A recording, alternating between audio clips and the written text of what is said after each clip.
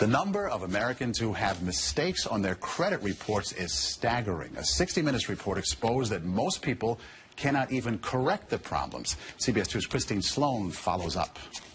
Meg Pasternak says a mistake on her credit report nearly destroyed her credit. We had to present so much documentation to say this wasn't ours, and then we still had to pay something to get rid of it. Pasternak says it took months to resolve the problem. You feel kind of helpless because they got you under the gun if you need to get a new car or a house or for anything. Pasternak is not alone in her frustration. A new government study finds up to 40 million Americans have mistakes on their credit reports. But an investigation by Steve Croft on 60 Minutes finds most people get nowhere trying to correct an error. Ohio's Attorney General tells Croft that is a clear violation of a federal law. The federal law says that if you believe that there is a mistake, you can go to them and they have an obligation to do a reasonable investigation.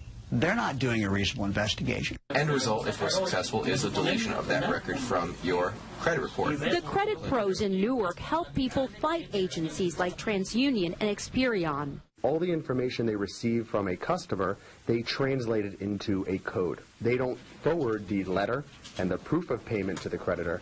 They just forward the 3-digit code. So the best way to protect yourself? Go directly to the creditor rather than going to the credit bureau themselves. Another good habit to get into, check your credit report periodically to make sure there are no changes.